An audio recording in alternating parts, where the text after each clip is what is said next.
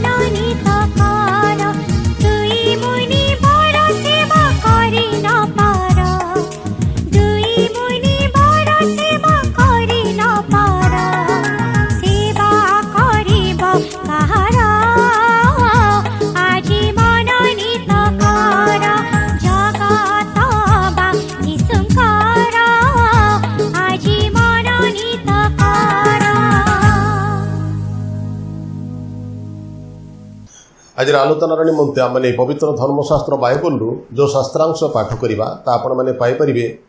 आदि पुस्तक तार 13 अध्याय एवं आम तार 1 पदर आरंभ कर 11 पदर शेष पर्यंत पाठ करवा। सेठारे एक प्रकार लेखा अछि, अनंतर अब्राम आपणार भार्या और सबु संपत्ति घेनी लोट सहित मिस्र देशरू बाहरी दक्षिणांचल को यात्रा कले। अब्राम पशु और सुना रूपे अतिशय धनवान थिले। पुणी से पूर्व यात्रा अनुसार दक्षिण बैथल आड़ को जाऊ जाऊ बैथल और अयर मध्यवर्ती जो स्थान में पूर्वे तांकर तंबू स्थापित होइथिला सेही स्थान में उपस्थित होई अपना पूर्व निर्मित यज्ञवेदी निकटरे सदाप्रभु नाम प्रार्थना कले। पुणी अब्रामकर संगी लोटंकर मध्य अनेक मेष गोरु और तंबू थिला। ए निमंते सेही देश सेमानकर एकत्र बास पई उपयोगी हेला नहीं, कारण सेमानकर बहुत संपत्ति थिबारु सेमाने एकत्र बास करि परले नहीं। पुणी अब्रामकर पशुपालक और लोटंकर पशुपालक मानकर परस्पर विरोध हेला। सेही समय सेही देश रे केणानिय और पिरिचिय लोक माने बास करुथिले। एणु अब्राम लोटंकु कहिले, मु विनय करूअछि तुम्भ आंभ मध्यरे पुणी तुम्भर पशुपालक और मोहर पशुपालक मानक मध्यरे विवाद न हेउ, कारण आम्भे माने भाई। तुम्भ सम्मुखरे कि एही समस्त देश नाही, एहेतु तुमको विनय करूअछि तुम्हें मो ठारू पृथक हुआ। हुए तो तुम्हें बाम को जाओ मु दक्षिण को जाए, नहिले तुम्हें दक्षिण को जाओ मु बाम को जाए। सेतबेले लोट अनाई देखिले सोयर पर्यंत जर्दनर समस्त प्रांतर सदाप्रभुक उद्यान परी सर्वत सजल और मिस्र देश तुल्य अटई, कारण सही समय सदम और हमरा सदाप्रभुक द्वारा विनष्ट होई नथिला। एणुकरी लोट आपणा पई जर्दनर समस्त प्रांतर मनोनीत करी पूर्व दिग को प्रस्थान कले। एही रूपे सेमाने एक आरेक ठार पृथक हेले। प्रभु ए वाक्य पठन द्वारा और श्रवण द्वारा हम प्रत्येक को आशीर्वाद करंतु। आमेन। आसंत माने वाक्य पाए संक्षेप में प्रार्थना करवा। वाक्यरूपी परमेश्वर आमने विक्षिप्त अवस्था थी तुम निकटवर्ती हो ऑनलाइन माध्यम ये जो वाक्य आम पढ़िले से प्रभु मुझे तुमको बहुत बहुत धन्यवाद दूचे। प्रभु आम से वाक्य को नहीं आलोचना करूँ तैर भाव तो बुझापी तुम मानक साहाय्य कर। पुणी आज यही वाक्य दे आम प्रत्येक को कथा कह जीशु नाम मांगुचे। आमेन। प्रभु का नाम धन्यवाद हो। प्रभु अनुग्रह पर अनुग्रह दया पर दया करी आम जीवन में चलित मासर शेष प्रभु दिन अर्थात शेष रविवार जोग करिसंती। जदि बा दीर्घ 3 मासर अधिका समय हलानी आमे प्रभु मंदिर को जाई प्रभु को उपासना करि पारुना हूं, कि बा प्रभु चरण तले बसी तांकर वाक्य शुणी पारुना हूं। तथापि ऑनलाइन माध्यम रे दिन मानक प्रभु तांकर दास मानक द्वारा विभिन्न समय विभिन्न वाक्य माध्यम हमको कथा कही आसुंच। आज हमको वाक्य शुणवार सुजोग देइछंती, तेणु मो प्रभु को बहुत बहुत धन्यवाद दूची। तेरे मोर प्रिय माने ये जो शास्त्रांश आज आम पाठ करें यह आमर अति परिचित शास्त्रांश नह कि एठी मनोनयन विषय लेखा अछि। तेणु आज मुख्य चिंतार विषय मनोनयन। अनेक समय व्यक्तिगत हावे हो कि पारिवारिक हावे हो जो आम विभिन्न विषय को नहीं मनोनयन करिथाउ आमे प्रार्थनार सहित कि प्रभु को ऊपर निर्भर करी मनोनयन न करी आमे दुख बा समस्यार सम्मुखीन होता। तेणु केमती आमे प्रार्थनार सहित एवं प्रभु को ऊपर निर्भर करी मनोनयन करने को हम आज शास्त्रांश ताहा ही आज आम आलोचना करने जीवा। आमे अब्राम को जीवनी जानिछु। अब्राम अपना भार्या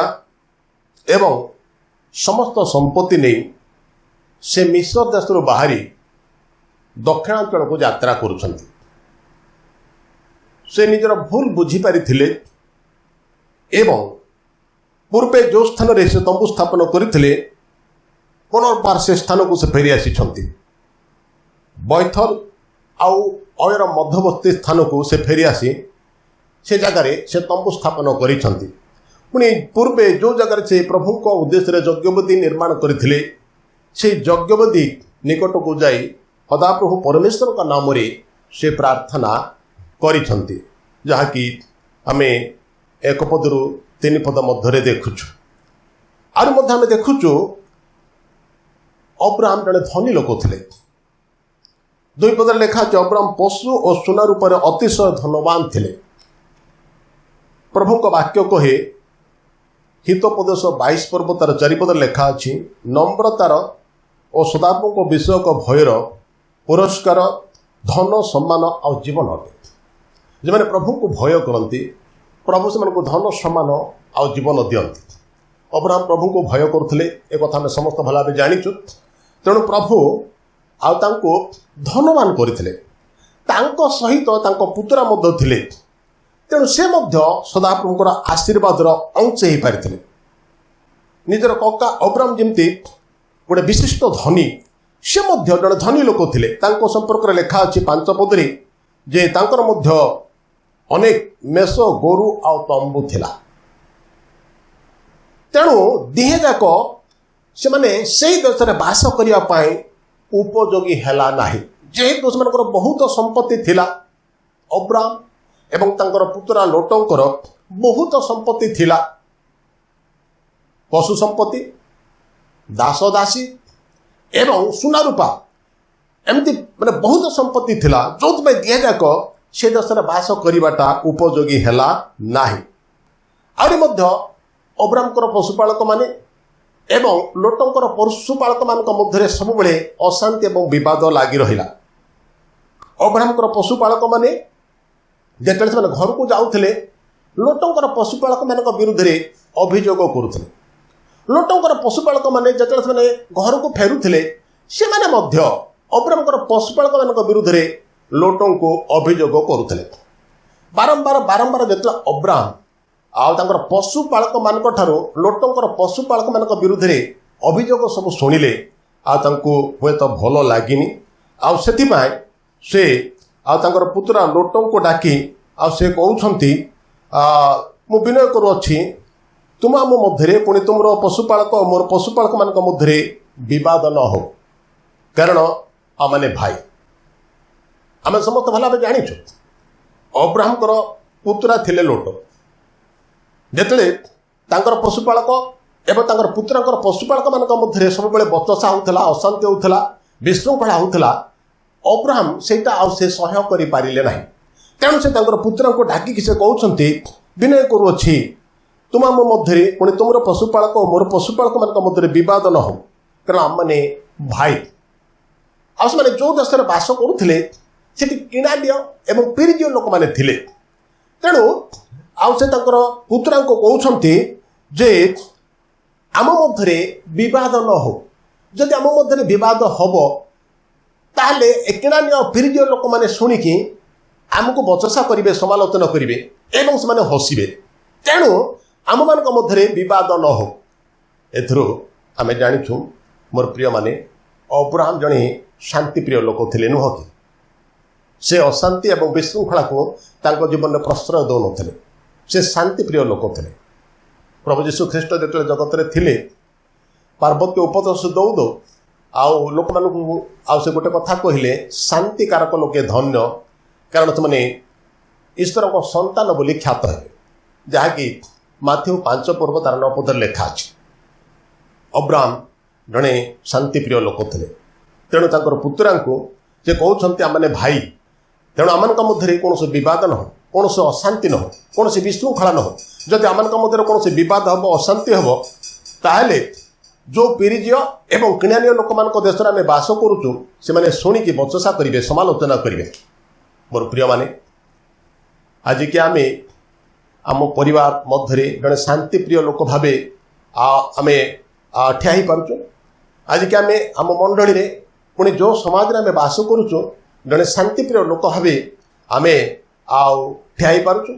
आम आत्मसमीक्षा करूँ प्रभु आज अब्राहम को जीवन दी आमको यह कहवाई चाहती समाज हो मंडली हो पुणी परिवार मानकर हो आम सब अब्राहम को परी शांतिप्रिय हवापाई पदक्षेप नेले प्रभु को आशीर्वाद करेंगे तापर द्वितीय आम देखुचु जे अब्राहम आउ तांकर पुतुरा लोटों से कहते तुम सम्मुखें कि यही समस्त देश ना यही तो तुमको विनय करुच्छी तुम्हें मो ठारू पृथक हुआ हे तो तुम्हें बाम को जाओ मु दक्षिण को जाए नहले तुम्हें दक्षिण को जाओ मु बाम को जाए लोटों को से परामर्श करुछंती हे तुम सम्मुखें कि एत बड़ देश ना तेणु मु अनुरोध करुछि तुम्हें मो ठारू पृथक हो कहीं सब बद एवं अशांति मध्य आम रहा तेणु तुम्हें मो ठारू पृथक हो तुम्हें मो ठारू अलग हो जाओ हे तुम्हें जदि बाम को जीव ताहले मु दक्षिण को जीवी आ तुम जदि दक्षिण को जीव ताहले मु बाम को जीवी तुम निष्पत्ति नियो तमें मनोनयन कर आते लोट देखिले जे सोयर पर्यंत जर्दनर समस्त प्रांतर सदाप्रभुक उद्यान परी सर्वत्र सजल और मिश्र देश तुल्य अटय कारण से समय सोदोम हमरा सदाप्रभुक द्वारा विनष्ट हो नाला देखिले जे सोयर पर्यंत जर्दनर समस्त प्रांतर सदाप्रभुक उद्यान परी सजल एवं आ मिश्र देश तुल्य अटे तेणु ताहा पशु पालन करने उपयोगी बोली भावी आउ से स्थान को से मनोनीत मनोनयन करुछंती सेतबेले सोदोम हमरा विनष्ट हो नाला ध्वंस हो नाला आउ से उपभोग करने एवं निजे सुरक्षित रही आउ से स्थान को से मनोनीत कले किंतु मोर प्रिय माने जो स्थान को से निजर भल पाए मनोनीत करथिले ताहा तांको पाए मंद थिला प्रभुଙ୍କ वाक्य गोटे कथा लेखा अछि जहाँकि हितोपदेश 14 पर्व एवं तार 12 पदरे आहरी मध्य हितोपदेश 16 पर्व एवं तार 25 पदरे सोलोमन महाज्ञानी लेखन्ति मनुष्यर दृष्टि कौन पथ सरल देखा जाए मात्र ताहार शेष मृत्युर पथ थाए लोट जो स्थान को भल पाए मनोनीत करथिले से स्थान तांको पाए मंद है जो स्थान को आउ सुरक्षित भावे से बाछि थिले सेटा ही तांको पाए मृत्यु तथा विनाशर कारण होइथिला कारण आम समस्त भला भी जानिछु सोदोम हमरा को प्रभु परमेश्वर जेतले आकाशरू अग्नि एवं गंधक वृष्टि करी ध्वंस कले ता परवर्ती समय आउ तांकर परिवार मध्य विनष्ट होइथिले से जहा को भल बोली मनोनयन करथिले आउ ताही तांको पाए मंदर कारण हला अनेक समय आमको जीवन में सेया हुए आमे जहा को भल बोली मनोनीत करि थाउ ताहा ही आम मानको पाए मंदर कारण हेई थाए जेतले तांकर काका तांको पचारुछंती कहउछंती तुम सम्मुखें कि समस्त देश ना यही तो मु तुमको विनय करुच्छी तुम मो ठारू पृथक हो हे तो तुम्हें बाम को जा तहरे मु दक्षिण को जाए तुम्हें दक्षिण को जा ना तहरे मु बाम को जाए जिते काका एक कथा पचारे से काका ठारू गुरुजन हिसाब से परामर्श नेबा कथा थिला काका को पचार कथा थिला जे काका मु कुआड़ जी तुम जुआड़ जावाई मत परामर्श कर मुझे जी किंतु से काका को पचारि बुझिले ना निजर इच्छा प्रकार स्थानटा बाछिले निजर सुविवेचना उपर आउजी पड़े एवं जहाँ भल बोली बाछिथिले ताही तांको पाए मंद हैला जहाँ सुरक्षित बोली भाबिथिले ताही तांको पाए मृत्युर कारण हैला प्रभुଙ୍କ वाक्य गोटे कथा लेखा अछि जहाँकि हितोपदेश 3 पर्व 5 पदरे अच्छी ज्ञानी सोलोमन कहउछंती तुमे सर्वांतकरण सहित सदाप्रभुଙ୍କ ठारे विश्वास कर और निज सुविवेचना रे आउजी पड़ नाही एटा आम देखुचु लोट से गुरुजन हिसाब रे अब्राम को पचार कथा तांकर परामर्श नेबा कथा किंतु से पचारे ना कि परामर्श नेले ना बर निजर सुविवेचना उपर आउजी पड़ी निजे मनोनयन कले निजे सिद्धांत नेले जहाँ से माने भल बोली विवेचना करते ताही मंदर कारण है जहाँ से सुरक्षित बोली भाभी ताही अनिष्ट तथा मृत्युर कारण है अनेक समय आम जीवन में सैया हुए व्यक्तिगत भाव हो कि पारिवारिक भाव हो विभिन्न विषय आम मनोनयन कला बेले आम गुरुजन मानकर परामर्श नहीं न था कि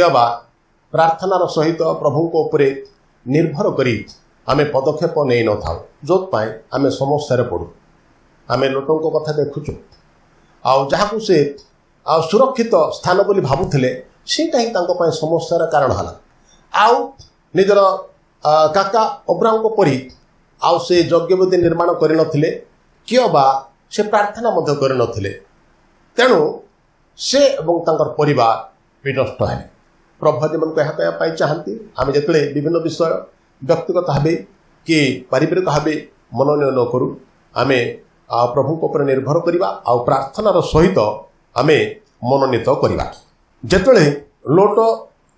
तांकर काका अब्राहम को ठारू पृथक हो गले तापर प्रभु परमेश्वर अब्राहम को कथा कहले एवं आउ से माने कहउछंती तुमे अनाई उत्तर दक्षिण एवं पूर्व पश्चिम दिग को दृष्टिपात कर ये जो सकल देश तुम देखुअछ आमे तुमको एवं जुगानुक्रमे तुम वंश को ताहा देवा। जदि अब्राहम से निसंतान थिले तथापि प्रभु तांको आशीर्वाद करी कहउछंती तुमर वंश पृथ्वीर धूली परी हेबे कहीं जेबे पृथ्वीस्थ धूली गणी पारे तेबे तुमर वंश मध्य गण्य हबो बोली कहउछंती।